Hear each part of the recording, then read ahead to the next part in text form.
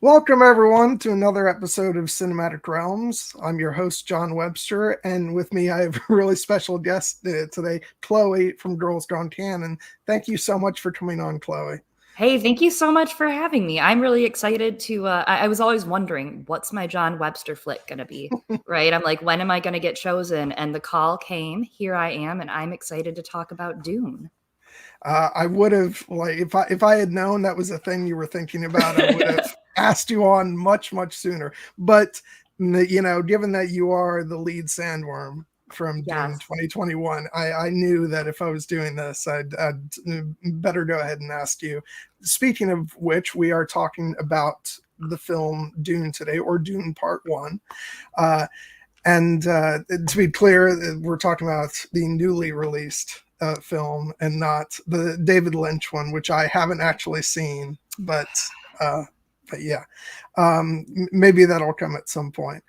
But yeah, I guess I'll just start off by asking, when did you get into Dune? Let's see. I got into Dune probably about 2018, 2019. I started reading the first one. Before this, we were just chatting offline together about Dune, and I was explaining the first half of the book, for those of you that haven't read it, is a slow burn, right? It takes you a little bit. Once you get to a good midway point, it takes off. The book takes off, drags you around, beats you up. So I started it in 2018. I finished it probably 2019 or so. I put it off. It was very hard for me. I had to make myself continue it, but I got into it. And once I read that, I had to keep going. I've read the first three. I've read up to Children of Dune, and I haven't gone past Children of Dune yet. So I'm working on 4 and 5. I'm not going to go past 5 personally. It's a personal choice.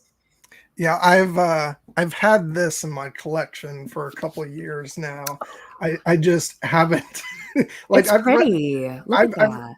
I've read the first couple chapters, and then for some reason I got derailed. But now that I've seen the first film, I am ready to dive full on into this book. So A new inspiration. Well, and yeah. on that note, I am being held back by John tonight because I can't spoil this book for him, you guys. We can't do that. So we will keep it to the movie today. We will.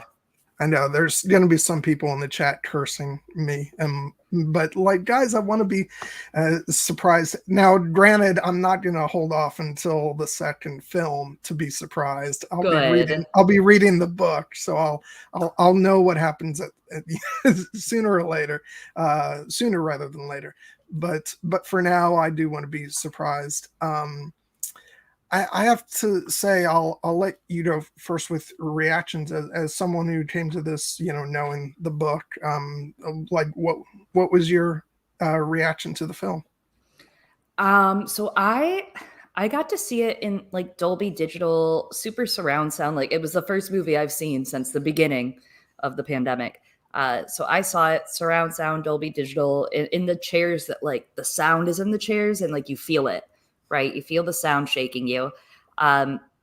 It was wild. That was wild. It was the audio design alone was insane, and the audio design alone was really like it took you, right? Like the voice is one of the peaks for me. I think the voice and all of the Bene Gesserit stuff in the film was done so well. Their arrival, their takeoff, the audio production was outstanding out of this. And to like understand that they didn't have the final music tracks, they had placeholder tracks, right, during the whole thing. So they put all this together, cut it all together, and then the final tracks came, and somehow it fit miraculously. But I think for book to movie adaptation, it was a 9 out of 10. It was a really great movie. Some stuff lacked. We'll talk about that in a bit in general. For a movie, if you're not a sci-fi fan, you probably went to that theater going, what did I just watch? And I see inquiring minds want to know what's in this green cup. Vodka and spice, mostly. Vodka. I don't know. It was a good movie though. Like as a sci-fi fan, a high fantasy fan, an epic storytelling kind of fan. Like I just like dramas. I think it was perfectly paced. If you're not a sci-fi fan, you might not like it. I think we tricked a whole heck of a lot of blockbuster fans into seeing a sci-fi movie. Is what I think we did. Yeah, since I haven't read the book again beyond a couple chapters, I came into this as a Denis Villeneuve science fiction fan, so I knew exactly what I was in for with this. I'm going to go ahead and like put a little asterisk next to my experience. Like past few days, I haven't been doing really good on sleep. So when I went to go see it, I really enjoyed it a lot, but I did feel a slight disconnect when I watched it again this morning. Actually, I was bouncing back from a full night of wonderful, wonderful sleep, and I loved like every single second of it. Um, but yeah, it's. I really don't know if I want anybody but Denis to be doing science fiction movies from now on, because like he just gets it, and the way that he understands visual effects and what to do with visual effects and what not to do is brilliant. And as you said, the sound design. When I first heard bits from Hans Zimmer's score, like I don't know, a month or so ago, I was kind of like, I'm not too sure about this. But then when I saw the film and you see how it works in the film, it's just brilliant. It's alien, it's unnerving, it's really great. And so yeah, this pretty much gave me everything that I had been hoping it would be. And now, like I said before, I have the added initiative now to go back and really read the book and get into it all. So yeah, I went crazy for Denis' previous film, Blade Runner 2049. So I don't know yet how this ranks in comparison to that, because I fell so completely in love with that. But you know, it's got Denis' touch, and hearing that the first half of the book is the slow burn, and the second half is where things really get cooking. Just makes me more and more excited for part two. Part two is it sucks, because if I could have just had it all in one, a 6-hour film, I would have. Like I would have. I watched through Justice League in one sitting, no problem. Okay, like I will eat that. I will devour good film up, especially intentionally created good film, right? Like every scene in this movie felt intentionally done. All the shots, which is something that in Blade Runner 2049 and Arrival, you have those classic shots, those classic cuts from the editor, Joe Walker, who did those movies as well as this. Yeah. There's these classic cuts of just like conveying emotion between people. And I think something that Dune kind of unfortunately suffers from sometimes is that, like, if you want to adapt it, it's a lot of like A Song of Ice and Fire, something we both like. It's very internalized, right? It's very internalized, and to externalize some of that, sometimes it's cheesy. Sometimes you can't do that right. We see Game of Thrones suffered a lot from that, but then you look at something like what they did with some of the very internal things, like the Bene Gesserit voice. That's intense. The litany, the fear litany that is really classic and famed in the book, they actually put it in a non-cheesy way into the film several times. Fear is the mind killer. And I don't know, I think it was just really deftly done, some of those weird sci-fi things that were turned from just internal monologue or internal thoughts or themes of the book that they put onto the screen. And it did not come off as cheesy. Where I know you haven't seen Lynch's Dune, but Lynch's Dune is a classic. Like, it's literally a classic, and he did not get to do half of the stuff he really wanted. And there was a lot of drama on the side of production for that. And it's classic, but a little cheesy, but it's perfect. Like it's like a very 1984 movie. It's exactly, I mean, it's what you'd expect from a sci-fi in 1984. But this didn't have any of the cheese, I don't think, in my opinion. Not a lot of sci-fi cheese. You mentioned the Bene Gesserit voice. That freaked the hell out of me watching. It was so good. Just especially when later in the film, when Paul, has the soldier take out his mother's gag, and then she immediately is like, kill him, and it was just like, oh shit, I really don't want to mess with her. Which, by the way, like Rebecca Ferguson as Lady Jessica MVP. was, yeah, absolutely. That's it. Well, and she did some of the best acting, some of those best cuts conveying tone of just like, yes, those quiet looks and not even having to say anything. She Yeah, held the fort down. And I will say the way they developed the voice is so interesting. It took a while for them to get it right. And at first it was just that bass thump that you hear. You hear the bass thump with their voice kind of modulated, but then it changed into being a layered concept with 3 to 4 women doing it. So you had 3 to 4 women doing the voice and the bass thump behind it. And at first, they just wanted the bass thump, but they wanted to tell a bigger story. And they wanted to be able to see the genetics in the Bene Gesserit voices. Like, so actually to hear the ancestry of several of these witches at once, like all of it coming together. It's really crazy. It's some very, like, even the intonation at the beginning, you get Paul doing it unsuccessfully to his mother, right? Like with water. So the very microcosm of the story as he's like, need water, give it to me, mother.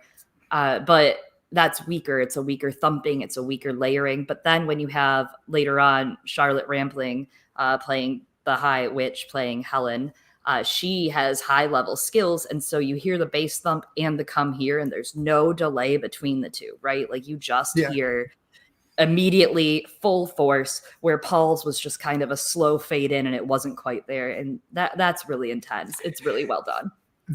That scene was great for me because I had, obviously that's almost directly at the beginning of the book, and so I had read that part, and so I had the pleasure of like seeing the adaptation of that, having read that part, and I was like, I'm not even like a fully immersed fan of of Dune, and I'm like really excited about the way that they did that scene, and hey, it's just so perfect.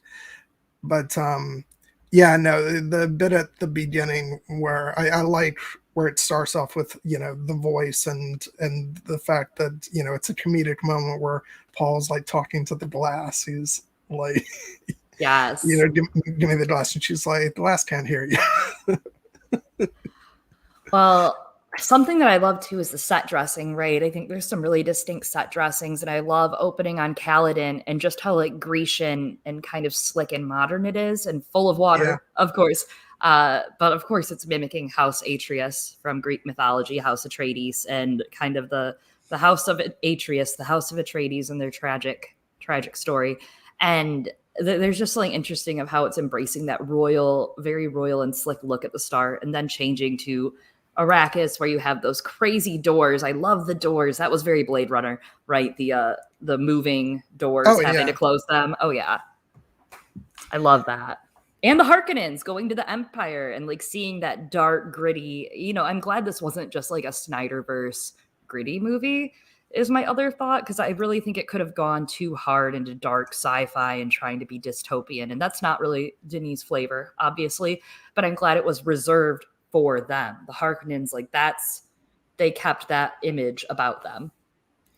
Yeah, I just have to say, going back to what I was saying about the way Denis handles visual effects, and just like that establishing shot of their planet, the Harkonnens, and like, I'm not sure if they used miniatures at all on this film, because I know they did in Blade Runner, but whether it's miniatures or CGI, like just the architecture is so gorgeous, and it just gives the film a scale that just feels huge. I mean, because that's the thing about his use of VFX, is that everything feels real in his films. It's so many movies nowadays, it's there's a certain level of sort of detachment where you're like, I can tell that's computer effects, and we just kind of accept it because that's just the way movies are made now. But with his films, I'm just constantly like, oh my god, that just it just looks like they planted a camera in this world, and it's all real. I mean, there were a few shots that, I won't lie, had me like, is this a Windows XP screensaver? Like just like the shots of the sand were a little synthetic looking from afar. A bit of it, some of it was pretty, and then up close, some of it was not. And I'm not to be a braggart, but during the pandemic, actually, for Christmas, I bought a very nice projector, not too nice, but nice enough to where you could watch a good flick on your wall, right? And I did that because I couldn't handle not having theaters anymore. I'm like, that's ridiculous. I can't do that. But watching Dune on the real big screen and then coming home and watching it on the mini big screen, that was interesting just to see the change of quality and see what changed for me in far of taste. I could see less, actually. I could see much less on my screen than I did when I was there looking at the big screen, which I was in like second row, and that really sucked. I don't like second row sucks. Let's all agree, like mid, back, or bust. Should have gotten there earlier. But there was a couple shots of like at the end with the Fremen, the vision of him leading them, and like the up close where he's like in the middle of battle in the armor. That was a little CGI uncanny valley. That's actually the one shot that's back in the trailer. I remember thinking that that was the one that looked a little bit out of place, but a little uncanny. It was fine, whatever. And it's like a dream vision-y thing too. So to be fair, we'll just mark it off as he put his Instagram filter on in his dreams, because who of us hasn't done that, you know? Who of us hasn't? I see myself through an Instagram filter too, Paul. I do. But I'm trying to think of where to go next for this. Well, let's talk about something I really like, actually, and this won't spoil you too much, but they're in the books, even from the first few chapters, you may actually know this already, but there are little introductions to each chapter written by someone that you have not met yet. Yes. And so in David Lynch's Dune, it opens and it's kind of narrated by that woman. And so you see her narrating, and she's kind of part of the Empire faction. You'll meet her someday. No spoil. She was actually brought up in this movie. Actually, once they talked about her. She's kind of a big deal. She's Princess Irulan. But nope, we haven't met her. Okay. But she narrates in the Lynch's Dune, and she doesn't show up till the very end, so she's not really a character before that. But with Chani narrating in this and starting the story and having this part of the story be about Arrakis and having it be about her planet and having it be about the Atreides coming here to Arrakis, that's a huge flip of the script to let her actually narrate it, and I really, really loved that. I think that part 2 is going to be the Empire's whole entire chapter in this story. They were very underused. We didn't get too much of them, which is fine because they had the big betrayal going on there with the Harkonnens. But you didn't really get, too much of the Empire otherwise. So having Chani actually narrate it and then maybe having part 2 start with that princess narrating it, I think is what's going to happen, turning that into the Empire movie instead of this being the Arrakis movie. And I think that's going to be a really interesting way that he pulls it together with the confirmed Dune Part 2. I know. I was actually really happy because I've been having to sort of play it safe with what day and time I'm going to the movies because my mom's health is not great, so I have to be very careful. So I didn't actually see the film until just this past Thursday. So part 2 was already confirmed when I went. I was really happy. I was really happy about that because this movie really does just stop.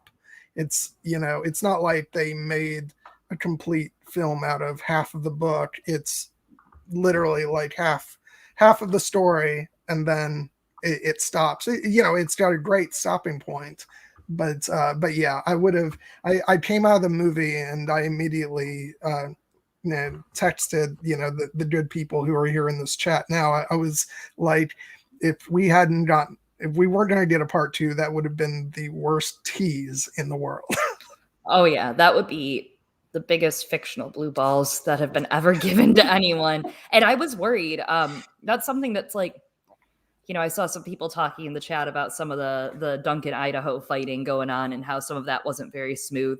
And I feel like if you didn't know you were going to have a part 2, and if you didn't know that maybe you'd have a trilogy, having Duncan, Idaho take up a lot of the screen time for the Atreides faction and like the ensemble members around the Atreides, I mean, I knew you had to care when the sucker died, but like, I was mad, man. UA needed more time, and there were deleted scenes with UA, the Mentat. There were a couple deleted scenes. There were 9 deleted scenes that we know of so far. So Okay. far, 9 of them. And UA actually has a scene where he talks with Jessica about his wife, and he ends up crying. And then in another scene, he gives Paul a compact Bible for space traveling that was his wife's, and he says, "When you are lost, it may give you salvation." And just some really little things that I wish we could have kept in. And I know that they were cut because they needed to, and yada yada, blah, blah, blah. And Denis doesn't like when things, aren't right. Like if it's not right, it's not in. But it would have helped. I have to say, just coming from the perspective of not having read the book, and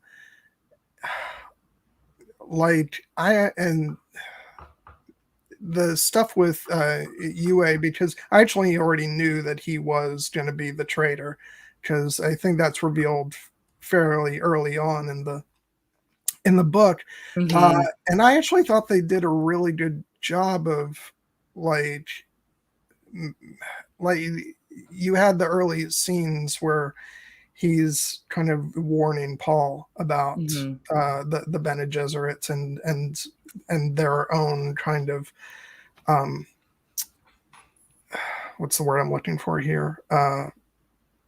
Their power, their Yeah, and their intentions and the things like that. And I remember thinking, oh, don't make me like the guy.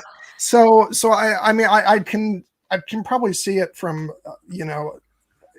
if you're a book reader's perspective, you probably notice more what wasn't there. mm-hmm. But for me, I think they actually did a really good job of making him a 3-dimensional character. It's not to say I don't want whatever deleted scenes there More. are. Yeah, You're not hungry for your bowl of deleted scenes. yeah, And I mean, I do think that, well, there you go. Like you said, I actually already kind of knew this because of the first few chapters of Dune. And it does come up immediately. And I will say the pacing, and I'm not mad at all the pacing. I think the pacing of the last 45 minutes was a little off. And I think the first hour was rushed with a lot going on. I think there's a mhm, sweet spot in the middle where everything was really just like moving at a perfect pace. But I think the beginning there was a lot in there, not rushed, but there was a lot to get done going on to get to that point. So I see where they had to cut certain things. I mean, I was amazed that shout out Mapes, the person that works in the house that Jessica meets that gives her the Chris knife. Shout out Mapes is in the books, and I would say Dunes Lynch has more shout out Mapes scenes. mhm. However, I was amazed we got it at all. Like I was like, that's first to go. Cut that out. Like, okay. So I was like, there were some things I was actually impressed at how much of the books in little dignified sections were actually adapted. Gurney has some straight up lines straight from the book that he says in the movie. Yeah, Straight up, just called out from the text, copy pasted, and it fit perfectly. yeah. I have to say, like, characters like Gurney and all the people in the Atreides house, like I liked so many of them that I was just like hate to see all of them are gone, presumably because we don't really see everybody's fate. But yeah, but as far as I know, like Read everybody's the been damn wiped book, out. John. Yeah, Read the I damn know. book, John. I'm not saying anything. Yeah. But it was left that way on purpose. Like that was actually smart. That was a very smart way to do it, that you don't confirm who dies or who doesn't. You let it go. The only person we know died is Duncan Idaho, right? Basically. I mean, Yeah. everyone else is free game. Duncan Idaho is dead. Yeah. God. And I have to say, like, just as like getting to fully immerse myself in this story finally through the film, I was just amazed at like how many things that I've enjoyed throughout the years obviously have taken elements from Dune. And I'm like, oh my god, the voice is totally. Hello, George Lucas. I would like Yeah. to raise a complaint about you taking all of Dune and putting it in your movies. I actually, one of the big jokes, when the new series is coming out and like Rise of Skywalker or whatever, Return of the Sky, whatever the name of that horrible movie was that we watched, uh, Yeah. Sorry to bring up those cuts, everyone, those wounds, tear them open. But that movie, when they talk about the ancient Jedi texts and setting them on fire, I was like, no, Dune, don't burn Dune down. Shit. Yeah, it's a pretty big eye opener once you get through it. You're like, sand planet, secret powers, children and secrets and all this stuff. And even the way there's like, going back to talking about the Song of Ice and Fire, like different houses and the fact that, it's all very, evocative of the Starks and the Lannisters and, and how the Starks are taken out and, and we've got pretty much, Ned Stark in the in the character of the Duke. That's a good one, yeah. But then you have Daenerys Madib, yeah, with special powers, uniting peoples, yeah, for a crusade. I will say, like, but perhaps having those familiar notes being struck almost set me up for like prepping for a season 1 Game of Thrones scenario. And then I was really taken off guard by I shouldn't have been, because it's only like a 2.5 hour movie, but like how quickly the situation deteriorates for the Atreides, and like, oh shit, no, you thought you had time to like play politics and get things moving. Nope. They're coming for you now. Yeah. God. It's interesting because the pacing in the first half, like pretty much when the big betrayal goes off, that's when all the things are set in motion and nothing stops in the book, as I've kind of mentioned to you. So like the fact that this 2.5 hour movie was so damn good, more good than it had any right to be as a Dune adaptation, that bodes so well for part 2, because part 2 is like, not only is it like hammering you over and over with all this stuff, it's some trippy stuff. There is some weird crap going on in the next part of this. And you got to finish that book just so that you're prepared, because I always like to tell people, like, Dune is so good, but each one you read, it just gets weirder. Okay. Like every book you read, you're going to like get to the end of it and go, that was weird. Cool. Let's read another. So it just, the movie's going to get weirder. And I think my overall hope is he's going to get this second one done and it's going to be a slammer. And then he's going to be so loaded with money, that studio money, he's going to independently finance the third one. And it will be a Dune Messiah, the next book, and then a Children of Dune, the next book, mashup movie. Well, he's already talking about doing Dune Messiah. But I think he has to end up being financially there enough to make it his own, because it's going to be weird. But if he does it, like, it would be the most epic sci-fi of our time, right? Like, obviously the new Star Wars has had some good peaks and good moments, but there hasn't been a challenger in a very long while, I would say, as far as a good sci-fi movie series of just like fans out there, which, okay, I will say that when I was leaving the theater, and I saw it with like a viewing of people that they may have just gotten their tickets from a friend, that they were like, take these, it was like an early thing. But these girls left, these party girls left, good for them, having a party. And they leave and they're like, that was like Dune and Avatar, but it was bad. Which I'm like, but those, or sorry, they said Star Wars and Avatar, my bad. That's like Star Wars and Avatar because it's bad. And I'm like, I think that the second one, hopefully, if they can rein people in and like trick people into seeing sci-fi just like they did with the first one, will be good. Yeah. But I do have my worries about people that went to see it and didn't get it and were like, okay. Is Zendaya and Timothy Chalamet enough? You know what I mean? Like, are they enough to make people come back? Because that was the pick. Let's be real. That was the pick to be like, and we'll grab a little bit of the general pop with these people. Yeah, I noticed when the trailer came out, like a lot of the talk was people like surprised by how many people they liked that were in the movie, and that's what sparked a lot of people's interest in it. So yeah, I agree. It'll be interesting to see what kind of business the second film does. Um, I'm just, I mean, I'm just glad that we're guaranteed that second one, just Oh my God, because. right? Even if it bombs, it was for us. It was for us. And this one doing so well for me was just vindication for Blade Runner 2049, because that didn't do so well, and I remember I kept screaming to everybody, but this movie is so great. Yeah. And yeah, so I mean, I think it did really well box office wise, right? Like that, I did not expect it. I did yeah. not expect it to.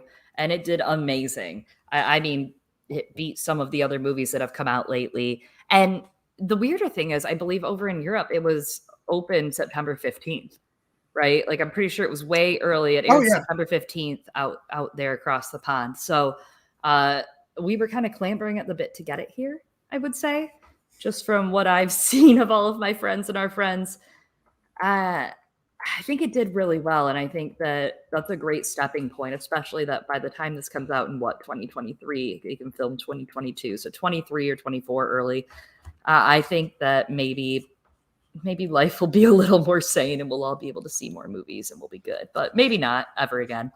Yeah, and by then it'll also have been out on home video and everything, Yes. so it'll have reached even more people, and so hopefully, even if we lose people, hopefully we'll gain Yeah. some along the way. And yeah, because just based on what you're saying, I'd like to see it continue on to to the next book as well. So so fingers crossed. But I'm just grateful for the success that it's seen so far, because it was an uphill battle, because even not knowing the books real well, I just, obviously knowing the kind of movies that Denis makes, and also Mm-hmm. having watched the trailers, I was not very confident at how this was going to do at the box office, especially with the pandemic and everything. But the fact that it was out on HBO Max as well and still did great numbers,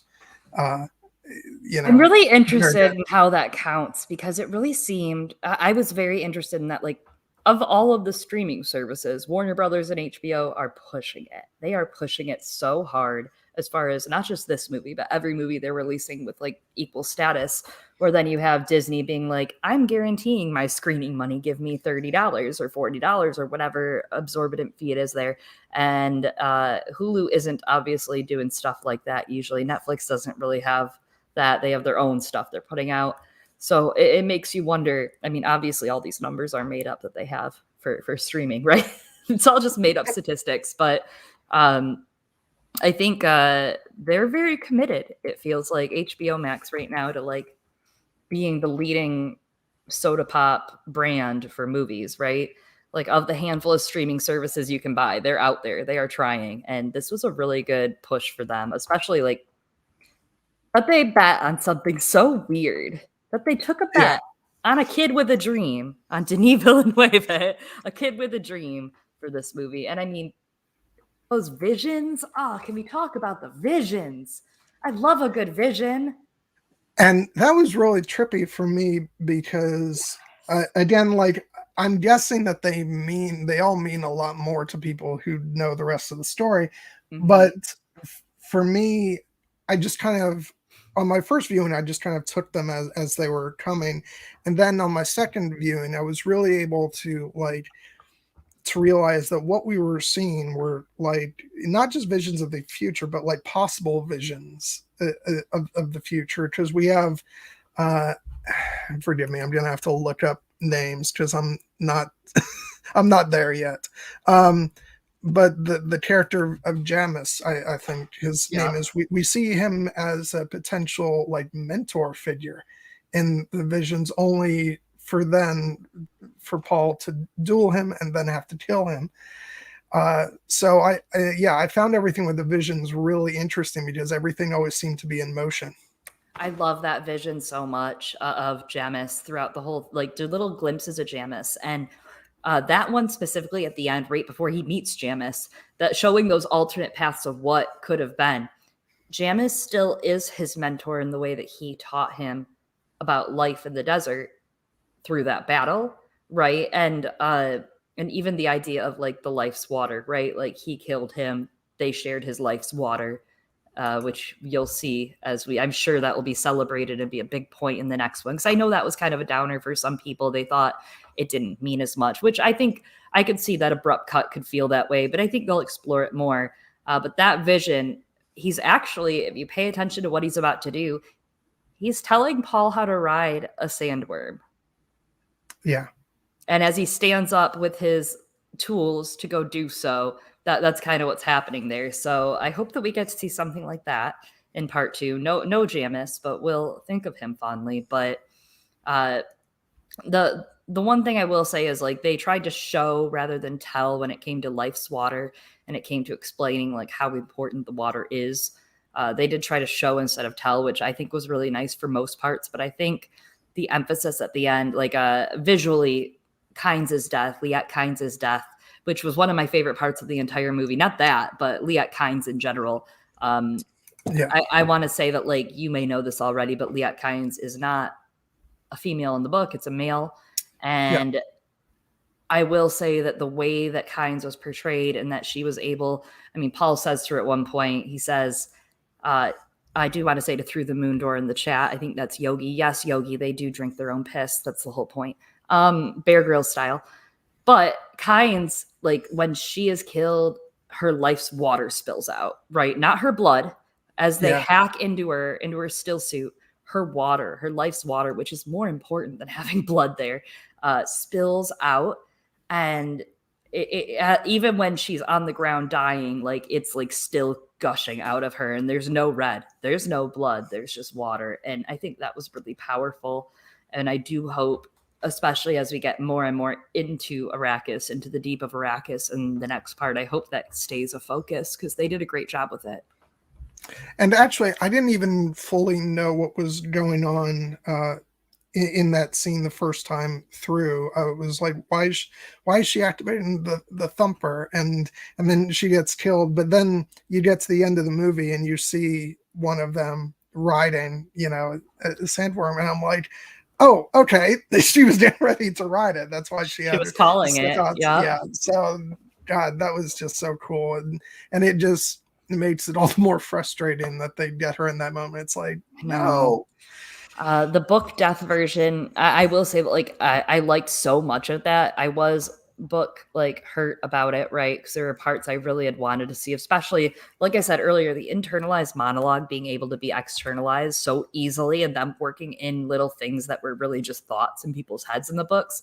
That was amazing. So I think they could have done it. I really think they probably could have done something to make it a little closer to the book death, but I'm going to get over it.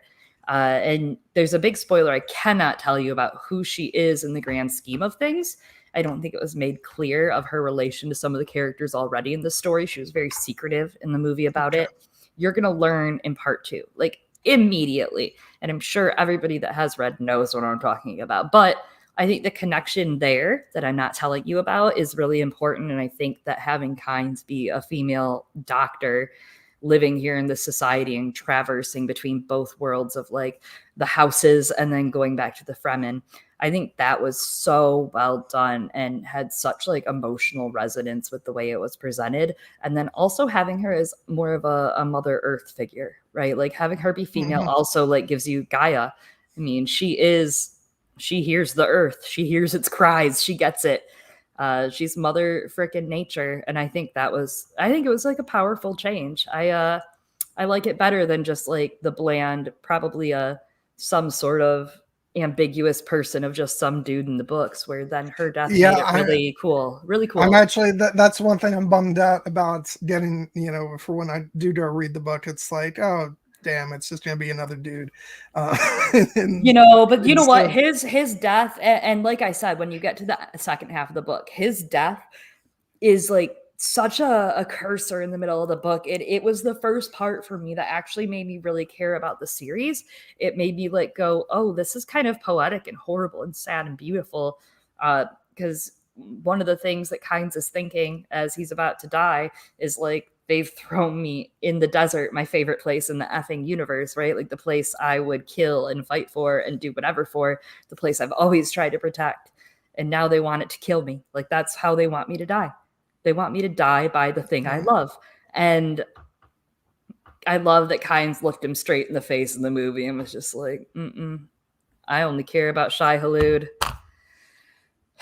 That was amazing. It was amazing. I mean, there were so many stupid moments where I, as a little nerd in the theater, I'm so glad about masks, dude. You know, like people might not like masks, but in the theater, it's great. No one knows how I'm feeling beneath that mask. And I was sitting there going, ooh, and like stamping my feet, kicking my legs, shaking my hands, hitting my husband, going, oh my God, they did the part from the thing.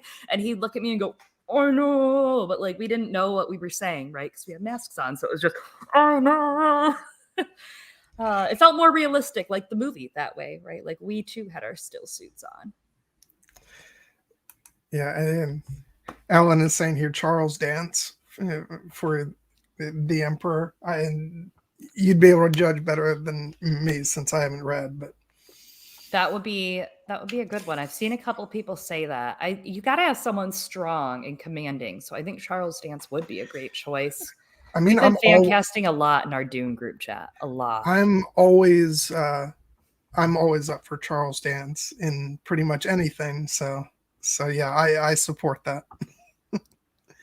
There's two actors that have been thrown around in our little Dune group chat. A bunch of us have for fan casting. So a lot of people have been talking about the Princess Irulan and who they'd like to see as her.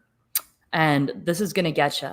One person in our group chat thinks it should be Anya Taylor-Joy, which would be a great choice. She's in the prime, the peak. She'd be a great choice for the Princess of the Empire. The other person said, and this one took me for a ride, Sophie Turner. I'm like, I could see either. I like both. I never thought of Sophie Turner, though. That one was like that one got my ass. That one got me. As much as I adore our, Sansa Stark, I have to say, like, Anya Taylor-Joy she's queen of it sounds all. like a great way to go. And obviously, like, I'm a huge fan of hers from, both her work in Emma, which I thought she was phenomenal, and then also her voice work in Dark Crystal Age of Resistance. So like, and I'm about to next week go see that film Last Night in Soho, which yes. she's in. So she looks like she's great in that. So I'm really eager to see that one. Plus, I've heard that is a very freaky movie. So we've been talking about that. A bunch of us have been talking about lately how we're excited for that. I haven't seen. I want to, and I think that might be my next flick in theater. I don't know. That's a little daring though, so we'll see. Maybe we'll wait. I also really want to see French Dispatch, even though I'm not. I know sometimes Wes can be hit or miss, but I think it could be really good. I love his movies, and yeah, I think they both come out. I think they both just recently came out, and so that's. I only have like one day available next week for a movie, so I'm going with Last Night in Soho, but French Dispatch will be very shortly. That's next. Yeah. Well, and of course it has Timothy in it, and I don't know, they're not as fun as Dune. Let's be real. Something that I really love is the languages in Dune. There was so much great stuff developed. Obviously, the throat singing for the Sardaukar was amazing. Mm-hmm. I have to tell you that Zimmerman found a guy to do it, and originally there was a totally different beginning plan than that. So at one stage, it opened up with a bloodthirsty poem, and then they go into like a dream vision between the Fremen and the Harkonnens while they set up the idea of spice. I'm glad they changed that. I'm glad they did the dreams are messages from the deep in the voice with the throat singing. I think that was wild. That really caught me off guard, just because before even a studio logo or anything, just hear this deep guttural voice and then the subtitle at the bottom, and then it goes into the Warner Brothers logo. It's like, oh shit. Even the legendary intro before it had me getting a little hype though. Like I was like, oh, this is so pretty. Why am I excited? It's just a logo. I think that might have been like the high of a theater, like of being in a theater again. That's the best place to be. Uh the the languages, like not just the Sardaukar and that was such a great setup, but also there's in the book, it's in the book as well, but the sign language that Lady Jessica and Paul have between each other and that she has, that is that secret language. It's battle language pretty much. And there's some that the Atreides use, but there's also sign language set up that the Bene Gesserit specifically use. And it was done very deftly. I was trying to find out what kind of setup they had for that. The only language information I could really find was, of course, the awesome work David Peterson, who did all of the Game of Thrones stuff. Nice. He did the language work for Sardaukar and for some of the Fremen and the Chakopra. But I couldn't find any of the sign language info. Like, I didn't know that. I didn't know he was involved, but I am not like the least bit surprised at all that he was. He's getting around. Yeah, he's getting around, and he will be at Ice and FireCon next year in the spring. So look forward to that. We'll get all of our Dune secrets then from him. Like, side note, we're not even at the mid-roll yet, but I'm just so psyched for Ice and FireCon, and just I feel like things are going forward now, so I don't have to be super concerned, but I still have my fingers crossed that everything goes ahead, because I'm just so anxious to meet so many of you guys. Yeah, absolutely. We for those of you listening, if you haven't heard of or been, Ice and FireCon is a Song of Ice and Fire Game of Thrones focus convention in the spring at the end of April. It's in Ohio at Deer Creek Lodge, which is like 45 minutes from Columbus. So you can fly in, get a cab, whatever you got to do, or you can drive over, whatever. It's like a party and a half kind of in the woods on a state park, basically. It's really great, but there are so many nerds that like Dune, like this, and like other series and other nerdy series and high fantasies and epic fantasies, like Lord of the Rings, for example, which John loves dearly here. There's just a lot of good nerds. You got to go. Maybe I might. Yeah. I don't know. I don't know if I've heard of it. Yeah, Steve and I have had like unending plans to be roomies at several conventions that have not happened yet. So, but yeah, it's gonna happen. Now this is a character that I remember reading his name in one of the early chapters of the book, but he wasn't in the film. So this is a big a point of contention between fans. They were really surprised that Feyd-Rautha was not in it. Feyd-Rautha is, to explain him to you and what you'll get to know, he's Harkonnen Paul, right? Like he's going to be Paul's foil once you get there. The first, he is in the beginning of the book, as you've seen, because it kind of intercuts, but not a lot. And he's the one that you might have seen memes of Sting in a diaper. Oh, okay. That's him. I've seen a lot of really good Feyd-Rautha fan casts, though.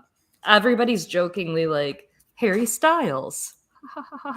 I don't think that's a good one, truly, but I've seen some good ones. He's got to be gingerish, kind of gingerish almost, like a dark auburn. The rest of the family's bald or, in a vat of oil. So, yeah, they were going for a very particular aesthetic with the Harkonnen, which I loved, because it's kind of,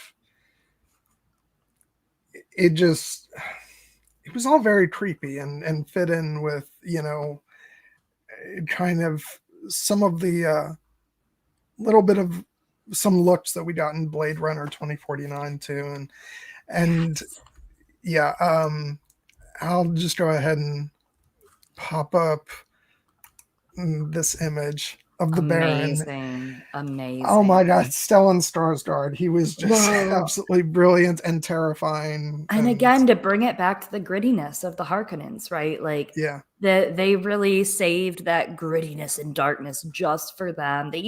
Jessica wore orange when she got to Arrakis. Okay, they wore color. They weren't devoid of color through this movie on the Atreides side. Oh, and yeah, that dress, like, she's God, fabulous. Yeah, it's straight up. It's so and I mean, okay, so the caging, right? Like all of those chains are so great because just to pick apart the costuming, she's wrapped in all of these chains of her own creating, right? That she's stuck Oh inside yeah. her own destiny. And there's this one shot when they first get there before you open up the bay door. Uh, you see her in the veil and you can't see her, right? It's like almost figured, emotionless, Yeah. no features, featureless.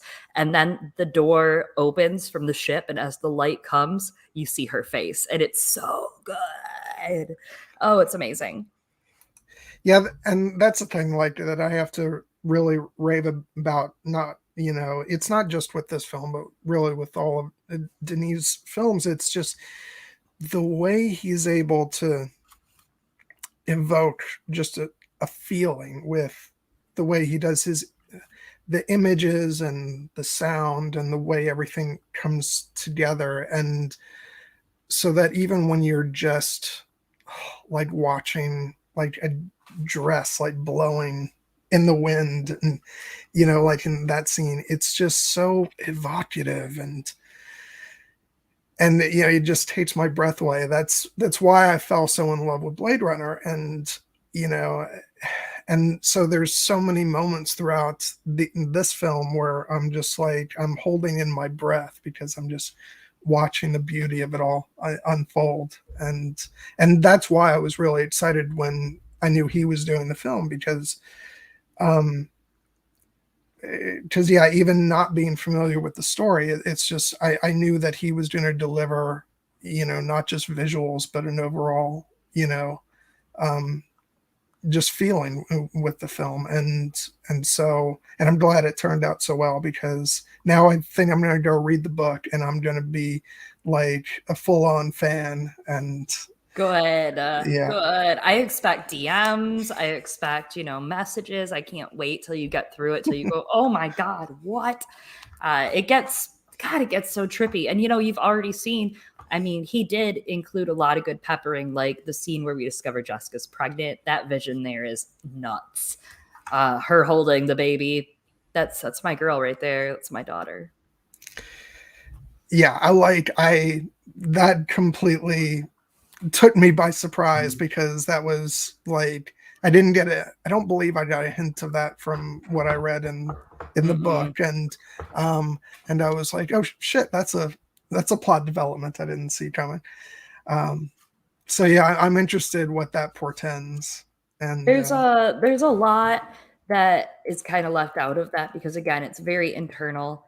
And I will say that the internal conflict that she's having is brought up, right, with the Reverend Mother when she's discussing with her, and she says, "Hey, you you fucked up. Like you had a kid that you weren't supposed to because you were supposed to have a daughter, not a son."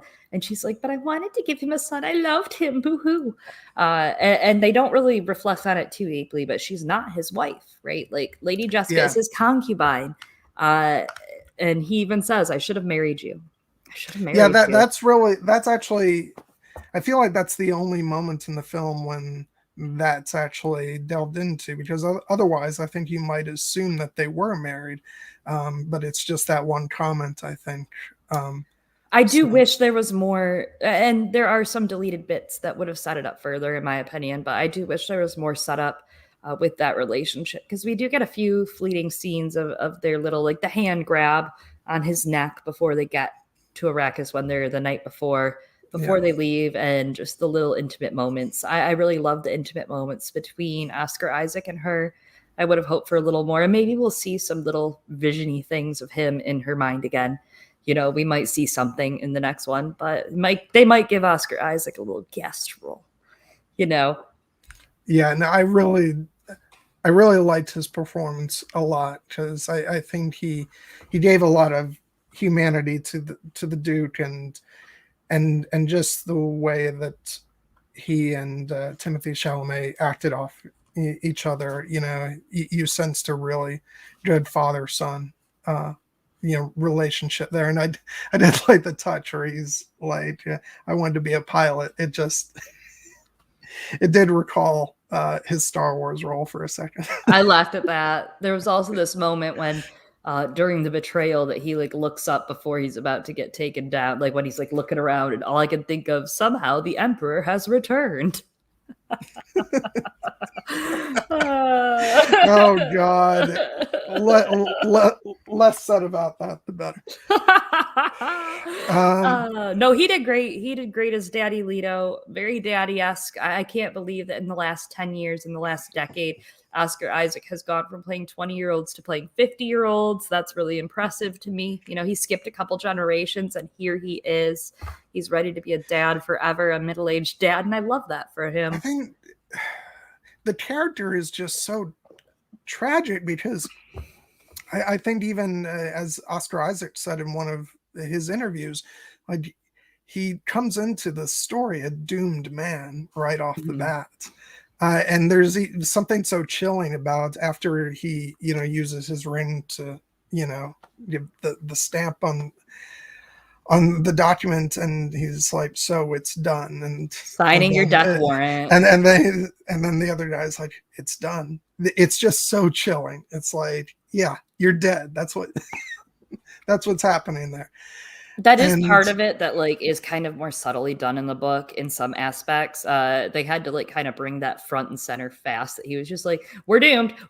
Hey, guess what? We're doomed at every corner that was brought up, I feel like. And I do think it was a little more subtly done in the books. So you'll see that when you read them. But I liked it all the same. Like they had to get it out there just so everyone knew what to expect and knew that like the betrayal's coming. But I do feel like it was like, oh my God, all of a sudden everyone was dead or running. Well, yeah, but I think that's really effective just because the setup does kind of, like I said, if I didn't know what I was sitting down for, I'd be preparing for like a season's worth of like political machinations, but there's no time for that. Things just go downhill super, super fast. And it's almost shocking how fast that happens. And the dinner scene, there's a dinner scene that was cut from the movie, and it's a scene that I told you about earlier that you will get to in the book, that is like where the book came together for me. And it's so full of political intrigue, but it's a quiet, burning political intrigue.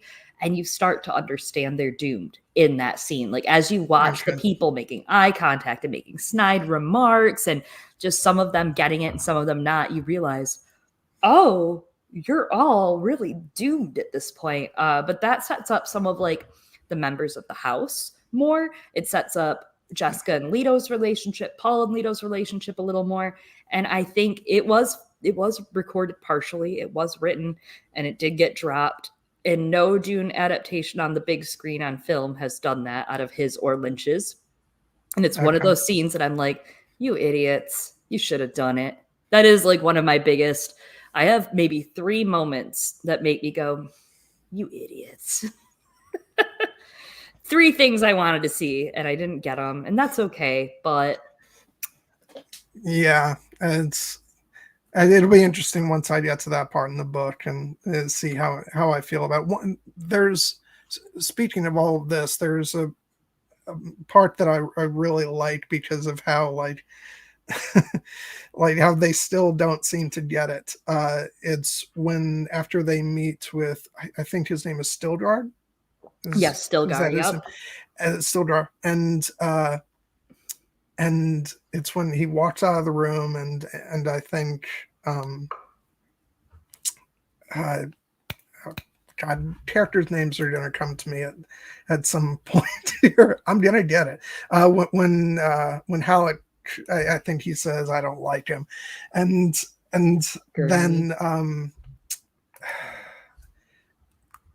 then I don't want to just say the other guy.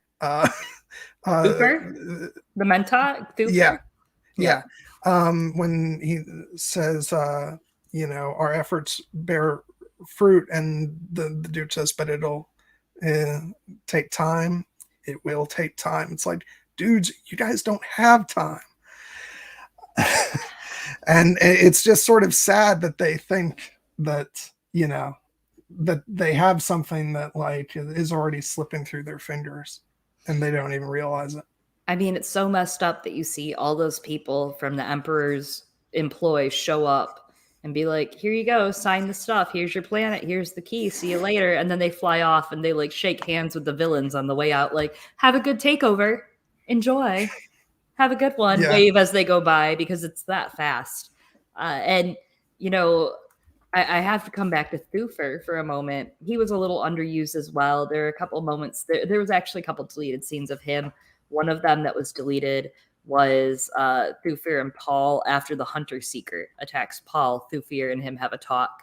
And then I want to say there was a standoff between Thufir and Peter, the other Mentat from the Harkonnen side. They had a little standoff in the middle of the battle before, you know, with their mind powers and crap, before he has his end in the Baron scene. So I do think those would have been cool to see, but I really loved the world building around the Mentats because they are, you know, the answer to the Bene Gesserit. I liked the eye thing. The eye thing was very cool that you saw him do the Bran Stark eye thing, and then you had Peter like, doing holy it. Shit. Yeah. And the Mentats weren't really focused on as much, but they were developed basically as a replacement to computers because computers are banned. Okay. Computers are banned in these worlds. They have been banned. So they are the replacement. So that's why you had them giving you the Rain Man calculator totals of things. The creation of machines and the human mind's image have been banned across the whole entire universe, the galaxy. And so then you have the Spacing Guild taking up the resource side of that, and the Bene Gesserit taking up similar functions on their side. Yeah, see, this is why, like, I'm so interested to read the book just to get all this extra information that kind of went over my head watching the movies. So, God, yeah, and that was actually. And I wanted to mention the character of Peter, who's played by the actor. God, what's his name? I won't be able to pronounce it. David something, but it actually took me by surprise that he bit it in this film because. Just because I remember reading the book and he was in one of the early chapters. Mm-hmm. I didn't expect the the dinner scene with the Baron and you know and for the Duke to get his chance at taking him out and at the same time wiping so many of the others out. That took me by surprise, and because I just figured, like, I'm used to, like, as I was saying before, it's very reminiscent of, watching Game of Thrones and the whole with the Starks, getting wiped out. And so I'm like, no, he's not going to get any kind of victory here because he's, because it's reminding me of Ned Stark. So, Yep. So the he's fact the that new Sean Bean. Oscar Isaac is the new Sean Bean. He really is. So the fact that it does nearly work. He takes out a whole bunch of people and, and severely, damages the Baron to the point where he's got to be healed under this oily liquid, whatever is going on there. Again, like, there's so much weird in this movie, and hearing that it just gets weirder and weirder and weirder is great. But yeah, no, that was a great scene. And the whole thing with the Baron and his levitating was very freaky as well. And the spine and the implants. Yeah. Like, I loved I mean, you knew it was a sci-fi movie because everyone had like implants on the back of their head to communicate God. But he had those implants up and down his spine, and is nothing funnier than Duke Leto laying naked in the chair like a dead Jesus figure, right, at the dinner table, the huge dinner table, and all of a sudden you get the wide pan out and the Baron going, hello, cousin, just nice table you got set here. It's going good for me. It's and like, well, him levitating. Because, well, what the movie had been doing with, like, visions up to that point with going, like, backward and forward through time, like, is this a vision of the Duke, like, earlier in the evening taking like a bath or something, and then it pulls out and it's him naked at the dinner table. I'm like, oh, it's one of these kinds of scenes. It's like, yeah. Yeah. It's just something so unnerving and creepy about that. I mean, just like we open the first time we see the Baron as he's completely naked, like, and that's a disturbing sight. Just It kind of, are you an Always Sunny fan? no, No. I haven't seen it. Well, this one's not for you. It's for everyone else then. No, I'm just kidding. But maybe someday it'll be for you. But there's a scene where Frank is the character Frank is like naked and covers himself in hand sanitizer, and he has this big fit and he's like, I have to be pure.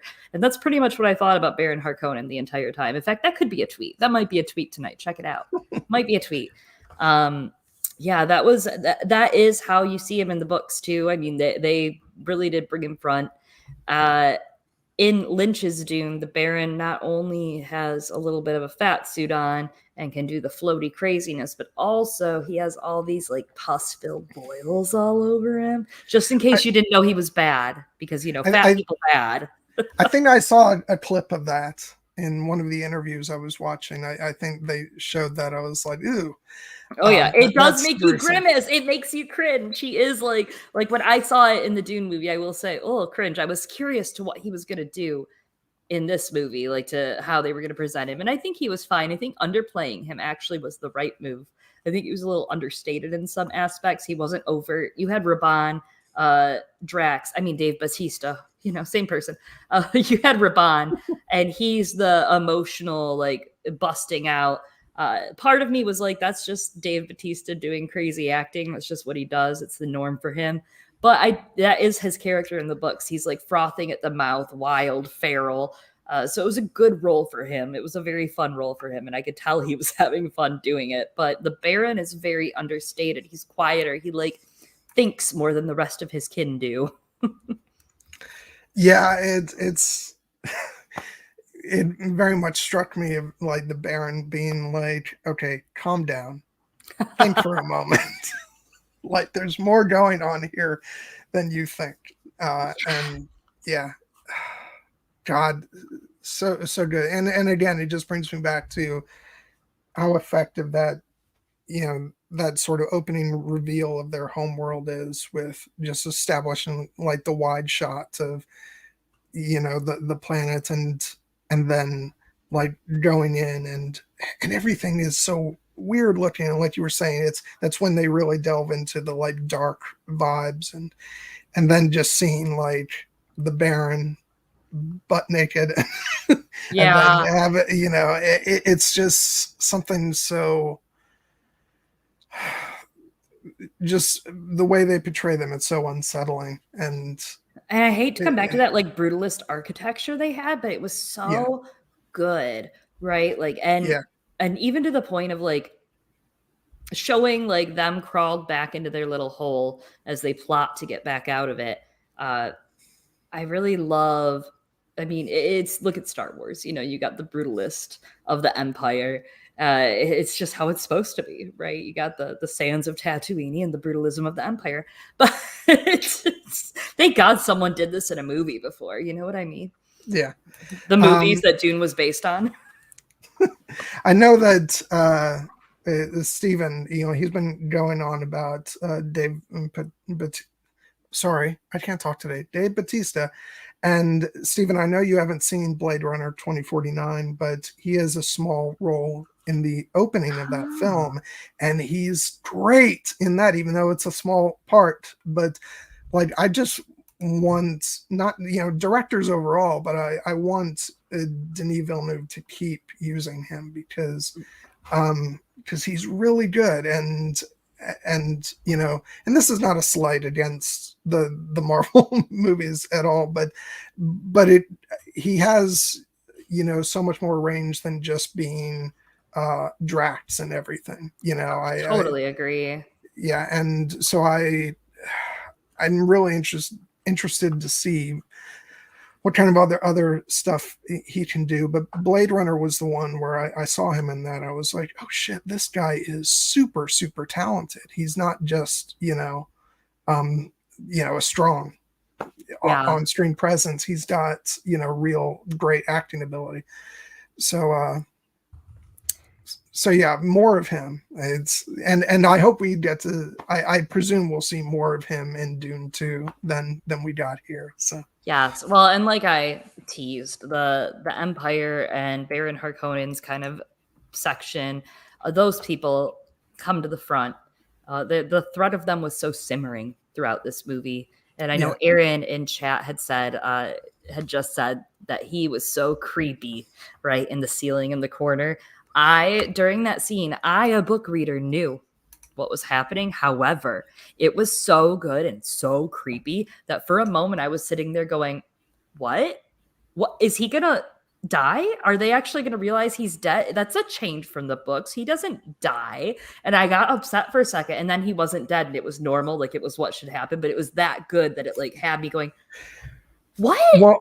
Well, and see, for me, it was a completely different thing, because at first I was like, when it just showed the dude, like, cracking that thing in his teeth and then breathing it out, and everybody started dropping, I was like, oh shit, he got him. This is going to completely upend things. And I was like, oh no, Dave Bautista's character is going to be calling the shots now, and it's going to be hell. Oh no. And yeah, and then when they showed him up on the ceiling, I was like, god damn it, he's still alive. Somehow Baron Harkonnen returned. Oh god. Yeah, but yeah, the creepiness, like it was of that moment, was just so Skarsgård great. rocks. He's great. You already have a great actor, so it's easy to build on that. Something else I really loved that's an addition. It's not really in the book. It's lateral to a scene from the book that wasn't in the movie. Again, one of my 3 things, as I teased earlier, that I wasn't happy about, but the trees, when Paul goes and sees the trees being watered, right, out in the courtyard, and kind of learning the lesson that like culture and keeping culture and protecting your people is important, and keeping on that same path. And he watches this guy use 5 people's life water, a man's life water per tree, just to water it daily. And I also love that Paul immediately had that instinct, similar to what Leto had done during the spice rescue mission, that he was like, well, we should stop doing that. What? And the guy's like, no, it's like a pride thing. This is what we do to show the kind of people we are here and what we uphold. I thought that, and then of course the horrible flip side of that, of those trees being lit on fire when the Harkonnens attacked. I think that was such a really, really just emotional and really good plot point that they added in, just as something like, again, back to that talk of intentional scenes and everything meant something. That meant something. Yeah. But yeah, no, at that part, I was just like Paul. I was like, why on God's earth are you wasting the water? So yeah, no, I don't know. I agree with that impulse rather than sending a message. It's like, oh no, absolutely, the hell with that. Yeah, but to be fair, I mean, it is their culture and the servants that work up there, that like this is what they choose to upkeep as their extracurricular because it means something to them. I think that's really important, especially for a family like the Atreides, who, I mean, to be fair, Leto is a man of the people, like he may be rich as crap, but not only would he drop the change out of his pocket for you, but he would also be like, maybe we shouldn't just let skilled laborers die in the sand for us. There has to be another way. The most like okay person in the story is Leto, Yeah, I really liked that moment. With that, even hold on a sec, let me look something. This is going to be a stream of me looking up names. Yeah, when Dr. Liet Kynes notices the moment when he says, damn the spice, I want all those people off of there. Like, she takes note of that moment, that he cares more about the people than than just the money or the product. And so I feel like that kind of contributes um, to what she does later on, that she recognizes that Yeah. he's better than most people she's probably come across, you Of all know. the leaders here on Yeah, Arrakis, yeah. yeah. And to that extent, like I also really appreciate how they underplayed it. And why I say underplayed it is like in the books, I feel like it's very focused on like, but wait, I am a good man and we must save all these people. And like there's a legitimate part in the books when it happens where he does like he's like, well, why would we do that? We have to save these people. We have to save these people. And it works in the books, but when you put it on a screen, it does not work. It makes you sound like a jackass. And he did not sound like a jackass. They cut all that out of his like kind of like I mean, in the book itself, ingratiating in a way that he's like, "We must save them. I'm so noble." But in the movie, it was really smooth. I think that the way they cut it, what they left off, they didn't have him being so proud and full of himself about it, and I think it emotionally was more impactful. I think probably back then, like, you had a lot more of the quote unquote heroes of stories, like proclaiming how noble they How they're were. heroes. Yeah, Yeah. it's the same thing with Aragorn in the Lord of the Rings book. He's very proud, and he's, you know, pulling out the sword and like, I am Aragorn, and this is the sword that was broken, and all that stuff. And that's why in the film versions of that, you have a very different Aragorn that's more of a reluctant hero, and so I think it's just a generational change where back then, you know, it was okay for the heroes to go on about how heroic they were, and we don't, you know, it's not something that plays well in a modern setting. No, not at all. Well, and Yeah, that also says like how movies have changed, right? Like yeah, everything can't just be the Avengers Endgame portal scene all the time, everyone. Okay, that's not storytelling. You have to erase some things to give it some feeling and give some feeling and erase some things that might not have had that and move things around. And, you know, I'll have to link you to this interview, but I was reading this interview with Joe Walker, the editor, and he has some awesome insights of just like why they made certain changes that they made and why certain things like were done compared to things they could have done. Uh, it was really interesting just understanding the editing process and like how he chooses. Like he said, everyone was like working their asses off at each scene, and it was so hard to choose certain shots, right? Like she had Lady yeah, Jessica on one side just killing it, smizing, giving her all, sliving. Then you had Duncan Idaho hanging out over here, being a dude bro, having the time of his life, killing some Sardaukars, doing whatever. And that was amazing. And he said it was so hard because everyone was just acting their ass off. And there's so much footage. I mean, Jason Momoa saw a 5-hour original cut of this. I just want to put that out there. The original cut, he saw a 5-hour version mashup. yeah. I want to get my hands on that. And there are people that have seen a longer extended version of the original before they cut more out of it. Where do I get my hands on that? Where? Yeah, yeah, like that's the thing. When like, I can fully appreciate that, because even though, like, you know, I'm not like, you know, I haven't read the book, so I'm not that far yeah, into being a Dune fan yet. Um but like, as far as if you go over to something like Lord of the Rings, which obviously I am psychotically in love with, I, for me, like, yeah, they put out the extended cuts, but there's still so many sequences, and, you know, there's an epilogue, there's like alternate, you know, scenes where like there's a chase scene out of Lothlorien and Yeah. Fellowship, there's Arwen at Helm's Deep, there's all kinds of sequences that we've never been allowed to see, and I'm like, give it all to me, give me every frame of footage. So, so yeah, I can definitely appreciate that. And yeah, I know a lot of times they're like, well, we don't want to show everything because we cut things for a reason. And it's like, but as a diehard fan, I can fully appreciate it. It's like, no, give it. And No. obviously, you don't also, like, the other thing is, like, he's been saying that in interviews in the last week.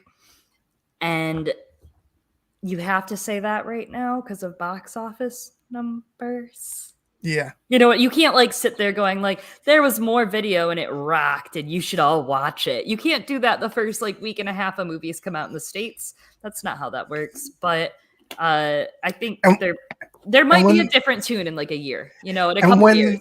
when they are doing that, you know there's something wrong with the movie, because the one instance that I remember that happening was with Ridley Scott on Kingdom of Heaven, Mm-hmm. where like he was giving interviews and talking about the stuff that they cut out. So you just knew that he wasn't, regardless of what he was saying, you knew he wasn't happy with the movie as it was. Um, and for good reason. The two versions of that film are night and day. But yeah, so but if you're actually happy with the film, you don't want to be talking about deleted scenes as soon as your movie comes out. No, you want to wait just a little bit, just a little longer, and that's fine. I mean, I could wait. I've waited my whole life for other movies, right?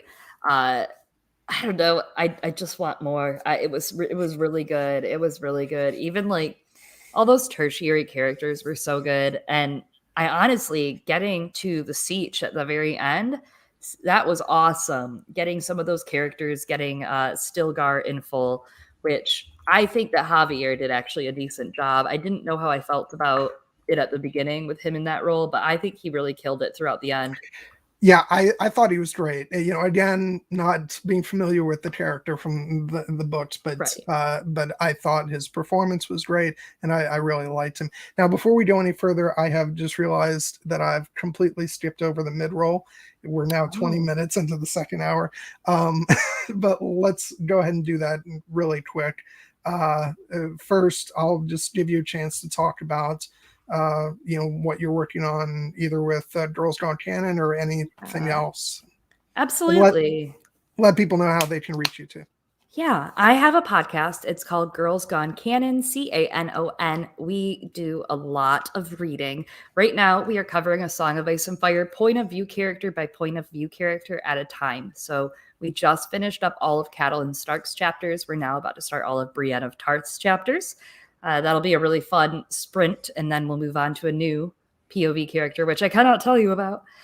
We're also covering His Dark Materials, both the book series. We're in the third book right now of the main trilogy. We've covered some of the outer trilogy, the Books of Dust so far. We're working on those as well.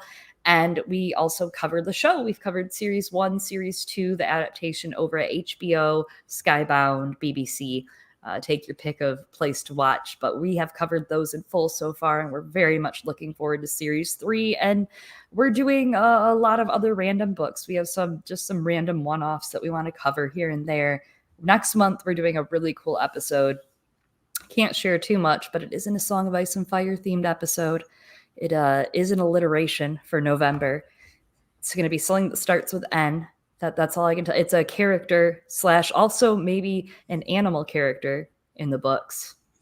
Several names. So we're going to do some fun stuff in November for ASWAF that we're excited to bring out. But you can catch us on all streaming platforms over at Spotify, iTunes, Google Play, everything. We're pretty much there. Just give us a look. And I also have a handful of A Song of Ice and Fire and other essays that you can get at liesandarborgold.com. I haven't put anything new out recently, but I'm working on it. And I got a couple things in the fires, a couple irons in the fires, a couple theories that are going to get posted, hopefully full steam with some Sandrixian illustrations to go with. So Nice. yeah. Yeah, speaking of His Dark Materials, like that's another book series that I actually have to finish one day. Yes. Because I had this was many, I mean, I'll be rereading the entire thing because it's been a long time since I started reading them. I had read the first two books, I want to say back like shortly before the New Line Cinema film came out, like way Yes. back. And We don't talk about that. yeah. And I remember I think the film kind of like doused my interest. And plus I was younger and a bit more uneasy with sort of where the third book goes, just in terms of, you know, religious ideas and Religious ideas, yeah. stuff like that. I'm much more open-minded than I Oh, was so when I was now you younger want now. to kill God is what you're saying. Oh, Oh, okay. No, I'm just kidding.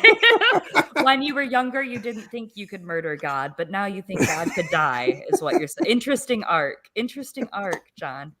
yes, that's clearly what I said. But yeah, so I do want to go ahead and give them another chance, because I do remember quite enjoying the books that I read. I wasn't super thrilled about the series, to be honest, but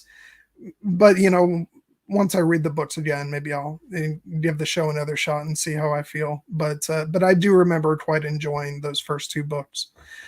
I But will yeah, say it's a very faithful adaptation. Like, it's really good. It's really okay, good. Like, if you give it a reread, I think you'll like it. okay, cool. Yeah. Anyway, so as far as what I have going on tomorrow, I'll be on Here Be Dragons talking about a movie that some of you all might have heard of, Beetlejuice. Um, and I just watched that again for the first time in a long time yesterday, and I love the heck out of it. It just brought back a whole bunch of stuff. It's really funny because I'd forgotten a lot about the film, and when the movie it starts off with an aerial shot of over a model, and I had forgotten that it was supposed to be a model.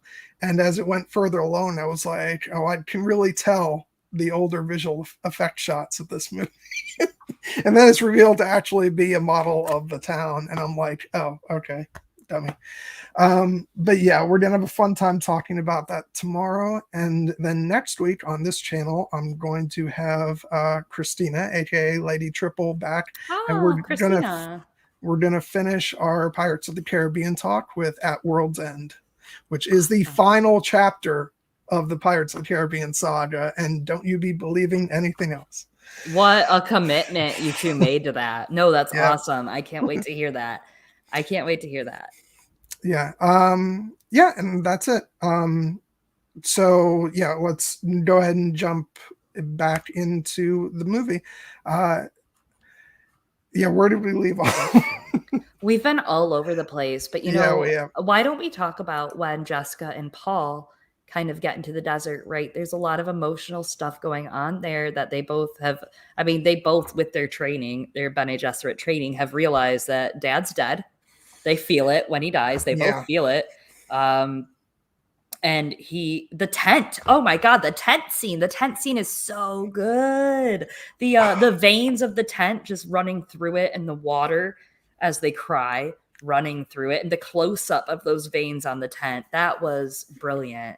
And just the way, like, and that's a thing, like, we haven't really even talked about the ideas of, the fact that Paul is set up to be this chosen one, but it's because it's all been orchestrated, and they've sort of laid the foundation for talking about him as a potential chosen one. And so, like, earlier in the film, he's,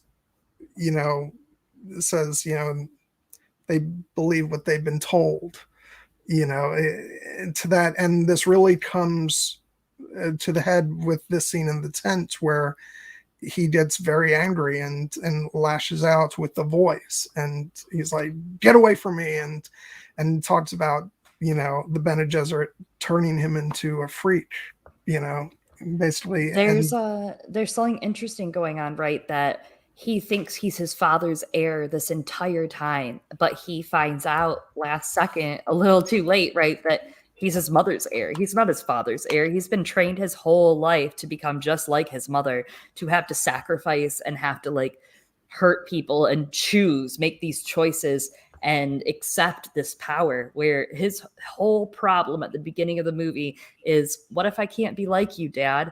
And his dad's like, don't worry, kid, you'll be fine. Whereas it's like, joke's on you. It's not your dad you had to worry about. What if you're like your mom? Yeah. Yeah, and it's funny, the contrast between that, because on the one hand, like, with being his father's heir, he's being told, And even if your answer is no, you'll still be the only thing I need you to be, my son. And he's faced with something so completely different on the other end, where he's supposed to be a messiah figure, and like that's going to mess with anybody's head. I mean, and his father even says it later on. He hasn't been the same since he saw the Reverend Mother. And yeah, I had, like, you get told that, yeah, you might be a chosen one, and you might be, a Messiah, and someone to, as his mother puts it, bridge space and time, which I don't even know what to make of that yet, because I feel like I'd have to know more of the story to know what's completely meant by that. But look, John, the spice must flow, and that's all you gotta know. Okay, the spice must flow. I do think that there's something interesting with gender happening too, that like the books kind of put the emphasis on it, but in the books Leto thinks that he has the capabilities to be a mentat. He's like, Paul, you could be a mentat, you know that? Like, people think you could be. And the joke is, no, he could be a Bene Gesserit. Like, he's being learned in his mom's ways exactly, not taught just like the mentats, that they are basically a calculator with wheels, but actually that he's being led in the Bene Gesserit way. And I think that's some really good cohesive tension to bring into the fold. And I don't know if they're going to play on that more, or have people be like, he could be a mentat, but I think we kind of missed that shark at this point. I think that would have been a book one, part one kind of thing to talk about. But there's something interesting with that, and interesting with like the change of kinds to being a female really helped with that as well. There's kind of a maternal role, between like a parallel, right, between her and Jessica, who are trying to protect the flow of time and space in certain aspects on their own. Right? Like, she's protecting the planet, she's protecting the future, which is one and the same. Yeah. And I have to say, like, that's actually, talking about sort of putting the emphasis on like the women of the story. This is actually why I really liked this portion of the film, because I know you said, kind of pacing wise, you kind of felt like maybe it was off a little, and I know Aaron kind of felt the same way. But for me, this section of the film really worked well, because of like the relationships in the film, I really responded to the mother-son dynamic between the two of them. So I really liked all these sequences of them in the desert finding their way. And I mean, not to talk about Song of Ice and Fire again, but the original 93 outline had Catelyn Stark going north of the wall with Bran Stark, her magical son. I mean, not at all similar at all. To go find friends in the free folk. Shut up, George. You can see why George had to fudge a few numbers and do a little eraser work there. Some things changed there, but it's interesting to see some of those parallels in that modern fiction and other sci-fi, obviously, and the importance of mothers and mothers having secret children that they weren't supposed to have, for example, like in Star Wars. Yeah, I mean, but even having made that change, like, I can still see shades of like Catelyn and Robb. Mm-hmm, absolutely. So, with us just finishing Catelyn, I've been thinking about this so much, that Catelyn with Robb, like 100%, there's still those shades of Dune in there, and those shades of enemies surrounding you and being doomed. Yeah, and especially with him kind of stepping up and making decisions when she says Paul needs to get off world, and he's like, no, this is the path I'm choosing. So it does feel like Robb coming of age and making his choices maybe against what Catelyn would opt for. And so yeah, it's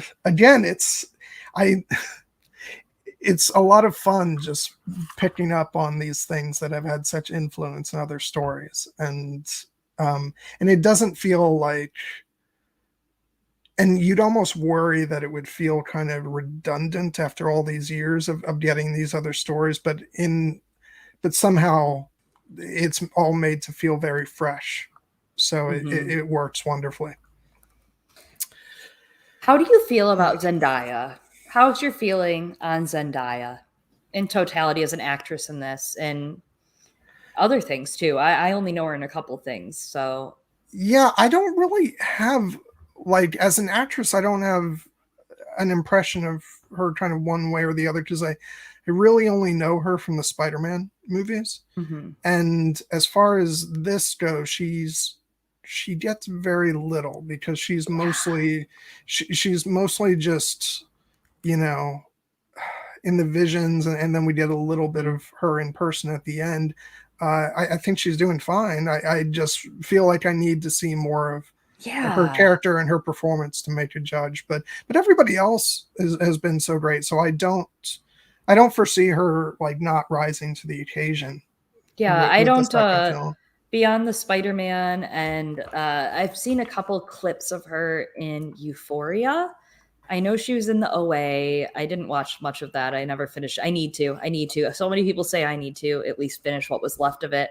But I just don't know her well enough. In fact, actually, hysterically, I was looking up just in general Zendaya acting on the YouTubes, and I got this great clip show of just her doing drugs on Euphoria, her character doing drugs just on Euphoria, which was fun.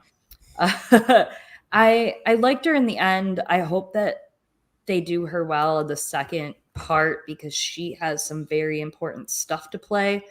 And I just I'm curious. I'm hoping that she gets a good amount in the second part because other than the fleeting images, and I mean, she was the heartbeat in the movie without actually being in it, right? With her introduction and with the visions of her, the whole movie leads to Chani, and Chani actually leads to like life in so many ways for the story without spoiling it for you, John, who needs to read the book.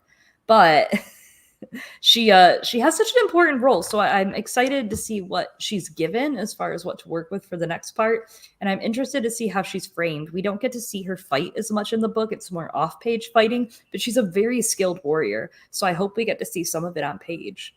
Yeah, and really, I don't think like I had a single concern with her performance wise at all. I think what was surprising to me was, given how much she was used in the trailers and her presence in the visions throughout the film, I was very surprised at how little she's actually in the movie. So that kind of took me off guard a little bit, but I don't think I had any complaints about, Not her on her, performance. yeah.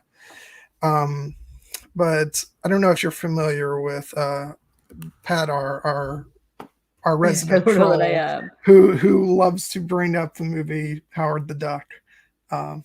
But yeah. I mean, I think that it honestly took so much from it did though in some aspects because 2 years before was Lynch's Dune. Yeah, there you go. So, I mean, Howard the Duck may have been the boldest inspiration. And in this essay, I'm going to explain to you. No, I'm not. I'm not going to do that. I'm sorry, Padar. If I could, though, if I had the time and the emotion, I don't think you can really talk about Howard the Duck without the right tone and emotion. Oh, there's a good one from Steven that he heard someone say Zendaya spent most of the movie in a perfume commercial.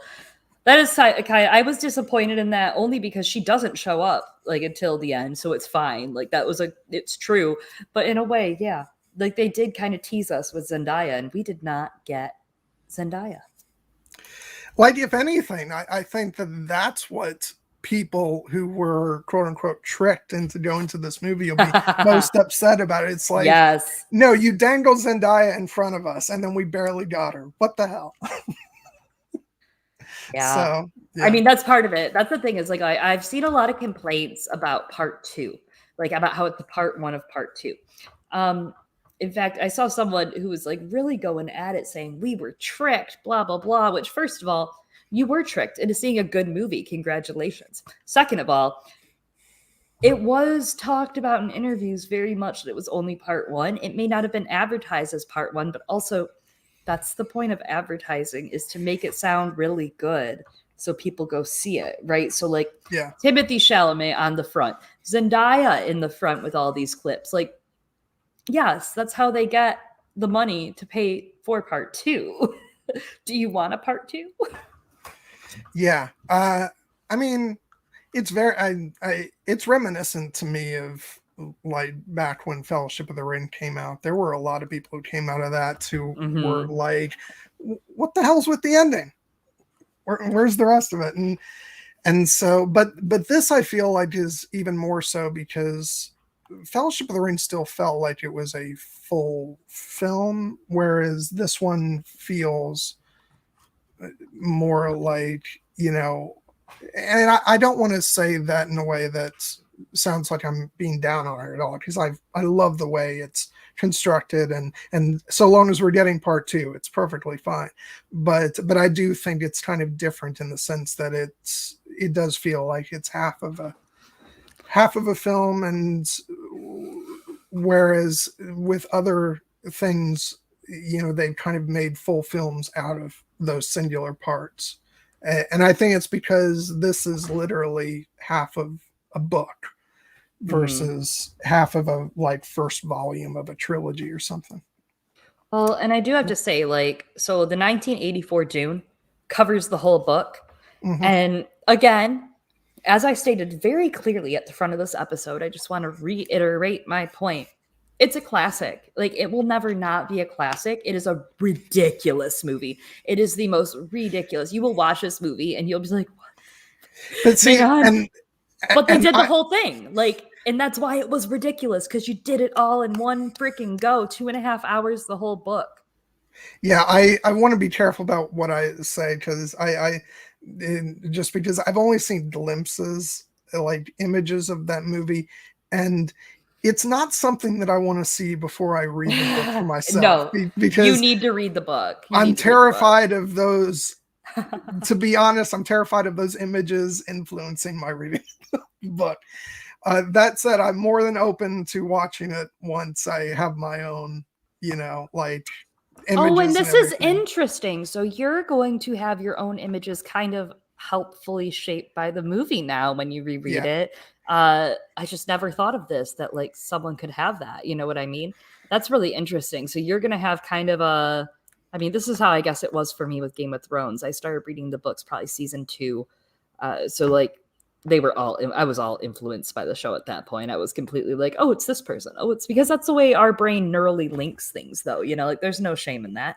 But it's interesting because you have to watch it after. Like if you love Dune, you'll like the 1984 movie and respect it as a very cheesy classic. And like vision for its time, I mean, it's a sci-fi movie of its time, and it very much Mhm. shows that. But if you watch it before, you'll throw your hands up in the air and go, what the heck? And that's the problem with all Dune adaptations. Like Jodorowsky could not finish his Dune adaptation because it was hard. The miniseries on Sci-Fi, not great, low Yeah, budget, you know, I mean, for a I reason. It's hard. It's a I hard rem- thing to adapt. I remember. I think I may have even tried starting that miniseries like back when it came out, and I don't think I got very far. And I was definitely much younger at the time too. So, but I just remember like the one thing I do remember is the blue of the eyes never seemed to really match up because of the way they were doing it. Mm-hmm. And yeah, so that just wasn't working for me. Like but coming off of seeing the movie, now I'm really excited to read the book with the images and the feelings that this movie gave me, because it just really excites me now. And then speaking of other stuff, like with Game of Thrones, I had read the first 3 books before the show came out, and I started reading the first book before it was even announced. I remember I was just looking for good, like actually good fantasy novels that were more than just a ripoff of Lord of the Rings. And a lot of people had recommended those books, and it was so funny because there was no inkling that they were going to do any kind of adaptation of it. And then about a few months after I started reading the first book, I remember I saw the announcement online. HBO picks up pilot for George R. R. Martin's The Song of Ice and Fire. I'm like, damn it, I just picked up this book, and and it was supposed to be, this undiscovered thing. Now all of a sudden it's this is going to be a TV show, which was great, but I just thought it was funny. And Lord of the Rings I had read like while the films were in production, so I had images from all the production materials, but not like the films themselves, which meant that when I went to go see the movies, they felt like the perfect adaptation, because when I read the books, I had all those actors in my head already. So, already. Yeah. yeah. That's great. And I actually am really happy for the new wave of Dune fans that will experience that with this, right? Like, Yeah. I do think this is going to have not totally, the Game of Thrones effect necessarily, but I think it'll have a similarity that like you bring so many people into this new genre that maybe never realized what sci-fi was, right? Like sci-fi sounds like the nerdy thing your uncle watches that your dad's like, oh yeah, Uncle so-and-so, we don't talk about that guy. He likes Star Trek or whatever, like it's not something that's an attractive thing to say. Sci-fi is never attractive when you think about it, but like sci-fi is not, it's not that. Like I think people really think it is, but it's actually like heartbreak and tragedy and like showing future progress being broken down by the past and by the present. And I think that there were some sacrifices and compromises made in this movie in order to bring some watchers in, whether it was Duncan Idaho fan lore, going on, or whether it was Zendaya and Timmy. But that said, it wasn't compromised so much that the plot suffered, right? Like there was nothing to me that was too insufferable besides, like I said, the pacing at the end. I feel like there were some things that they were like, they could have smoothed out a little more. Just it was a little back and forth that maybe could have, I can't imagine how someone that hasn't had any Dune, anything, could go into it and not be like, wait, what? Okay, this works, I guess, but wait, what? I think it could have been smoother, but I think they did it without compromising the actual tone.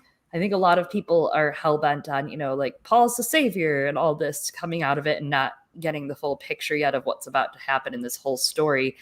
But I don't think many people that like sci-fi and like actual fantasy and storytelling and dramas, like Arrival, as we've talked about, is a great sci-fi storytelling drama that shows you it's not just about like, like Poindexter playing dice and doing whatever that normies probably think it is.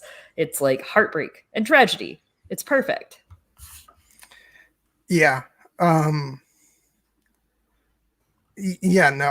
just, and maybe it's because I already kind of knew what kind of movie I was getting, because I know the director's filmography. And so I was prepared for, like, I didn't go in expecting like an action blockbuster. Yeah. Which I feel like, I'm sure there were some people who probably did, and that's why they went. But it's definitely a more, thoughtful, piece of science fiction. And like, you mentioned like maybe some people are thinking of, this is a chosen one story, but I think that the film it's very successful in sort of laying out that, Paul's being positioned as a chosen one, but that's not really, doesn't seem like it's a particularly good thing. So, and you can already see like there's multiple levels of people being used. It seems like, the story starts off and there's people prepared to use Paul for their ends, and then because Paul wants revenge, it seems he's ready to use these people to get what he wants. And and like that's just, to me, very fascinating, and much more interesting than your run-of-the-mill summer blockbuster or whatever. So I'm just, obviously intrigued for what follows in the next film, but also really intrigued to dive deeper into all this stuff that maybe we only get surface level, in certain parts of the movie. And it makes me really want to dive into the mythology and be able to deeply theorize going into the next movie. Yes, yes. Well, and that's the thing is once you read that book, we'll be good. We'll be squared away. You know, we'll be able to see what you expect to see. You'll bring some speculation to the table. But I do think there's going to be a good bit of surprise in the second one. Like, I think that they're going to play with some things, and I think they might smush some things together. There's a lot of stuff happening in the second book, which is like a mini book. It's like 169 pages or something compared to the first book's 800, 900 pages. And Okay. it's a quick, I think you could mash that up in the third, even, or part of it into the second part. So they could really move ahead and show us some stuff and like get ahead if they wanted. I am curious what the pacing's going to be for that and where they're going to try to take it. I mean, I wouldn't be surprised if the next movie, if they only cover part 2 and they don't drag other things in, if it's like 2 hours flat at most. Really? I think 2 to 2.5 at most. I don't think it'll be more at all. I think 2 hours because there's so much action, and I just think they could get through it in a little less time. And see, here I was, not familiar with it, obviously, thinking that, wondering if they were going to push the runtime to be longer for the second one. But he might, now that I say it out loud, but I just think it could be 2. I think it could be flat 2, but I'm not making it, thank God. If I was making it, I'd be very stressed. I'd be pulling my hair out. I'd be like, what if these nerds get mad at me? Which I know Denis is. He said in interviews, he's like, if I mess this up, those nerds are going to kill me, dude. Well, and he was also saying about how, because originally he wanted to make both films at once. And then afterward, he was like, thank God I didn't do that because it would have killed me. So yeah. I will say that is the biggest fail point in the Lynch Dune is that you got an hour, 2.5 hours. It's the whole story in one. Getting to actually digest it this way and digest some of the awesome world building. Aaron in the chat is talking about the thopters, the ornithopters, which are awesome. And that scene of the ornithopter and them crashing in the sandstorm, that was amazing with all the cuts back and forth and the emotion. Just the world building alone. I mean, I think they're going to get into the Spacing Guild even more in the next one and Chom and some of the deeper lore, because if you go to the first one, you get through the first one safe and you're willing to go back for the second one, that means it's time to pepper in some lore. Yeah, and actually something that I haven't even brought up because I wanted to be careful because I don't want to get into stuff that might lead you into like discussions from the second half of the book. But I do know that there's much more to Jessica's character and in terms of who she's related to and things of that nature, because I did get that from the couple of chapters that I read. So wow. So I was reminded of that, like flipping through some of those pages in the book after I saw the movie, and then I was like, oh wait, that's right, and they didn't even go into that in the film. So there was actually a line that was left out. That's one of my 3 things. So here's one of my other 3 things. I've given you one. One of my things is there's a line specifically that the Reverend Mother Helen says. She says, Jessica looks to her and she's like, and for the Duke? And she goes, and for the father, nothing. And she straight up like tells her, yo, your husband's gonna die, bitch. Like she doesn't hold back. She says, for the father, nothing. There's nothing for the father. But there's some double meaning to that phrase. yeah. And again, no spoilers. I won't go into it, but not having that phrase was a little disappointing because they were throwing out book lines like candy in that movie. Okay. They were like, oh, you want an only cat? You want an only cat? No, they were throwing out book lines to the movie like for funsies. And that one I was surprised they didn't do because it's one of the most iconic lines in the book. But that double entendra's there. There's some familial stuff that will get explored. We'll stab it out, so to speak, in the second part. Yeah, and I can't wait. It's going to be great. And I'm so excited for my murder daughter to come to the screen. I can't wait. I have a murder daughter on the way that's going to be birthed from Lady Jessica. Just you wait. And Stephen, of course, posed this question. I can't not put it up. Oh my God. Who's the sexiest character in the movie? Thufir with his parasol. What the hell is this, Steven? Thufir with his parasol is the best. That's the only man I need, personally. It was such a great character touch. Well, what's so cute, the parasol for Thufir, straight up, he was about to go in and someone was like, hey, do you want to carry this? And he's like, yeah, why not? It was like a very improv moment in the film from what I've heard from interviews. So that's even better. Knowing that it wasn't intentional at all, and it's probably the most like that between that and the kangaroo mouse in the desert that we meet, or could we say Maudib, the little baby mouse in the desert, those were the show stealers, in my opinion. The mouse and Thufir with his parasol. I keep hearing stuff about the mouse, and I know it's got to mean something to people that I just have no concept of it yet. So it's a metaphor. It's a metaphor is all. Okay. It's as Channy says, even a little mouse can survive in the desert, Paul Atreides. So it's a name. It's a name that may come up. You'll hear it. You'll know. It'll be explained, I promise, because they're already foreshadowing it, obviously. So yeah. Oh God. And yeah, I mean, obviously there's a bunch we could have gone on and just combed through every moment of this movie and talked about a lot more, but is there anything else that you want to mention before we start to wrap up? God, I think we got through most of my random notes that I had. I will say the third thing, I'm just going to give you guys the third thing that I wanted, and this is something you'll see when you read it, and it was very beautiful. There's a scene with a gorgeous garden in a conservatory in the first book, and it's like really quietly meaningful. It just has like such great meaning, and like that such beauty can live on Arrakis, right? And there is a way that we could all live together and things could be good if we all shared resources and tried to make it work and yada, yada, yada, hold hands, the worlds could all go round. But they left it out, which I think they kind of replaced that with the trees instead to give it that same kind of meaning of culture and of legacy. But I wanted my conservatory scene. So I'm coming for you, Denis.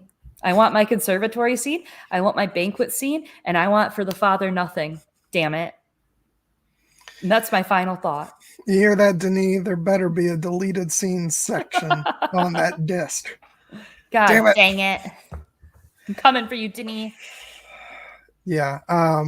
I do want to echo what Aaron's saying, that moment, you know, where the mouse or whatever is, you know, drinking the dew from its own ears. It's just, you know, that's a little moment that I liked, and yeah, just that whole thing with the tent in that scene. You know, you brought it up before, but just the idea is that they're surviving at that point off of their own sweat and tears, off their own sorrow and grief, dude. They're grieving is what they're surviving on. That even in the darkest hour, you can sustain yourself on that. That's amazing. And it's like, it's literally the heart, right? Like you look at it in those veins of water, it looks like the heart pumping, the arteries pumping, keeping them alive. And it's the heart of the movie in that tent.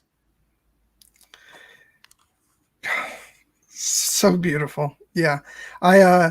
When I went to the movies to see this, I didn't get a chance to see it on an IMAX screen, but I will be doing that before it leaves those screens, because just, you know, as we were talking about before, everything with the sound design and the visuals, it deserves to be seen that way. And I know, like, I've seen a couple movies at my IMAX theater and the seats shake with the sound, so I want to make sure that I see it that way. That is how I saw it. It's out. I think it's done on Dolby right now, but it was, if you get a chance to see it with the Dolby, whatever surround sound, and your chair like does the shaking, I just want you to know the voice. Oh man, experiencing the voice in Dolby like that. I've never been a snob until that moment. That's when I became a snob that day. That Monday when I saw the movie, the film, the cinema, I became a snob when my chair was shaking as the Bene Gesserit did the voice. That was awesome. God. Really cool. You got to see it that way. I highly recommend it, you all. I do. I'm just going to echo what Steven's saying here. I am super glad that I got you for this as well, Chloe. Thank you so much for coming on. I really enjoy this, even though I don't talk about brand new movies that often, so I've been really nervous. So so I hope I was okay, but oh, you were great. Thank you for having me. And you know what? This is we have a date for part 2 is what I'm saying, right? So when part 2 comes out, you give me a ring, John Webster, and I'll be here. I think I'm even going to have to be talking to you as I read through the book, because I'm going to be geeking out on a whole bunch of stuff. I know. Yeah. So shoot, I know there was something else I was going to say before it just went out of my mind. Maybe I'll remember it before we wrap up. But in any, I knew what I was going to ask.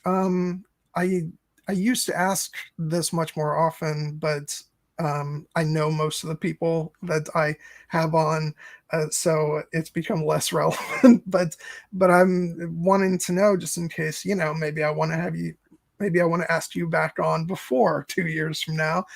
What are some of your favorite movies? Oh, let's see. Okay. Eternal Sunshine is one of my all-time favorites. I'm a Garden State, Eternal Sunshine, White Oleander. I like a lot of sad stuff, Yeah.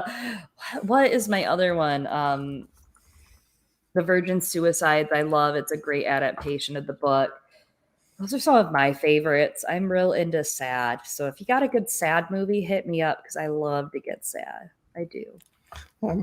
Yeah, people like to tell me that I like sad stuff, and they're like, why? But yeah, no, I'm quite a fan of Eternal Sunshine of the Spotless Mind. That's a great one. And it's one of my favorites of all time. It's emotional. I always remember as that being one of the movies like that came out, shortly after Lord of the Rings, when Elijah Wood was making sure that he wouldn't forever be typecast as Frodo. Actually, that's really funny you say that, because a couple people had that, right? Because you also had Kirsten Dunst in there right around Spider-Man time, right? Yeah. Trying to break that.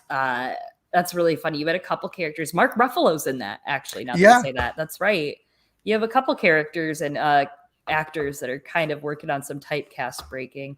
The other movie I have to recommend, I actually just watched it with Mark Ruffalo that I hadn't really seen, was Margaret. Have you ever seen that? I haven't. You got to watch that. It's got Anna Paquin. It's got Mark Ruffalo. It's got Kenneth Lonergan. Jay Smith is in it. Kieran Culkin's in it. Matthew Broderick's in it. You got a lot of great characters. I think you'd like that one too. Excellent. Good. Yeah. So just wrapping up. Again, I'll say next week, come back for Pirates of the Caribbean at World's End with Christina. That's going to be a bunch of fun. And then tomorrow, tune in to Here Be Dragons for Beetlejuice. And Chloe, just one more time, let the people know where they can find you and what you got coming up. Yes, you can find me at Twitter at Lies and Arbor. You can find my essays and meta on A Song of Ice and Fire at liesandarborgold.com. And you can find my podcast, Girls Gone Canon, CANON, on a podcast streaming platform near you where we're covering A Song of Ice and Fire and His Dark Materials. Look us up. All right. And thank you again so much for coming on. This was so great. I've been looking forward to this movie for so long now. And to get you on to talk about this, it was just an absolute pleasure. So thank you. Thank you, John. And thank you everybody for tuning in. Hope you all have a wonderful night, and hope to see you tomorrow over on Here Be Dragons. So have a good night. Bye, everyone.